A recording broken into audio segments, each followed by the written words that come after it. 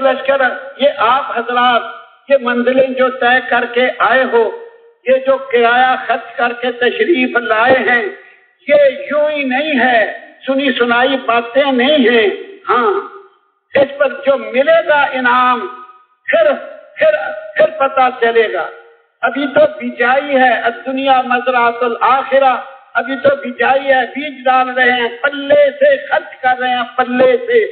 ہاں، جب پھر نتیجہ ظاہر ہوگا پھر پتہ چلے گا، پھر پتہ چلے گا۔ صحابہ کا ایک لشکر اللہ کے راستے میں جا رہا تھا، ایک آدمی سواری اس کے پاس موجود، وہ پیدل چل رہا تھا۔ یہ بھی حیات الصحابہ میں لکھا ہے۔ ہماری گزارش ہے حیات الصحابہ انفرادی ضرور پڑھا کریں، ہر آدمی کے پاس ہو۔ ہاں، گھر والوں کو پڑھ کے سنائیں۔ جو تبلیغ کے بارے میں جو چیزیں پیش آتی ہیں، حضرت کو اللہ جزائے خیر عطا فرمائے، ہم بہترین بدلہ عطا فرمائے، وہ ساری ہمارے لیے جمع کر کے دے گئے۔ ہاں، جمع کر کے دے گئے۔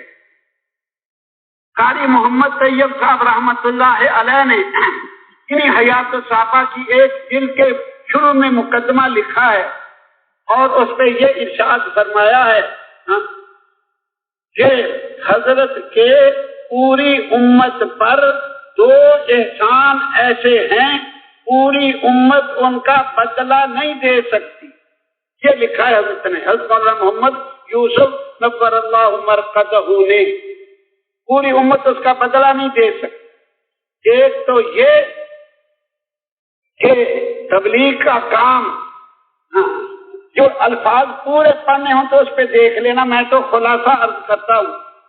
جو مولانا محمد الیاس رحمہ اللہ چھوڑ کے گئے، اس کو مضبوط بنایا اور پوری دنیا میں، ملکوں میں اس کی جڑیں لگائیں۔ یہ اس کا اتنا بڑا احسان ہے مولانا محمد یوسف رحمہ اللہ کا کہ پوری امت بدلہ نہیں دے سکتی۔ اور دوسرا لکھا ہے حیات الصحابہ، یہ کتاب، یہ ساری امت اس کا بدلہ نہیں دے سکتی۔ عوام تو عوام، خواص کے سامنے بھی یہ چیزیں نہیں تھیں۔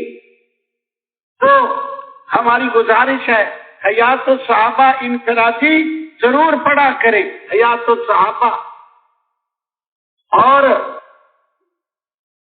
اس پہ لکھا ہے وہ آدمی پیدل چل رہا، سواری پاس موجود، ایک دوسرے آدمی نے اس سے پوچھا، بھائی تیرے پاس سواری بھی موجود ہے اور تو پیدل چل رہا ہے؟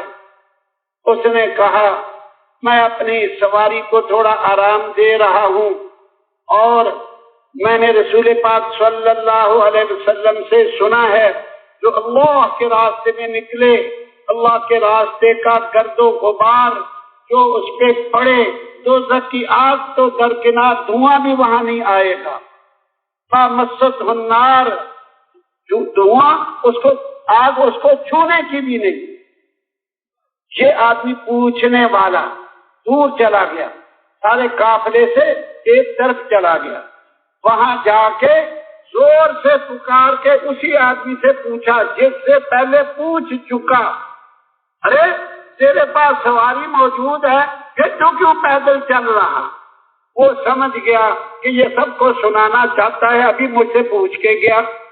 اس نے پھر وہی جواب دے دیا، جو اللہ کے راستے کا گرد و غبار، میں اپنی سواری کو آرام دے رہا ہوں، اور اللہ کے راستے کا گرد و غبار، وہاں دوزخ کی آگ تو کیا دھواں بھی نہیں آئے۔ سارے مجمع نے بھی سن لیا۔ راوی کہتے ہیں لوگوں نے گھوڑے سے نیچے چھلانگیں لگا دی، اور سواریاں پاس موجود ہیں، اور پیدل چلنے لگے۔ اور راوی کہتے ہیں جتنے پیدل چلنے والے میں نے اس دن دیکھے، اور جتنا غبار اڑتا میں نے اس دن دیکھا، ساری زندگی کبھی نہ دیکھا۔ اب بتاؤ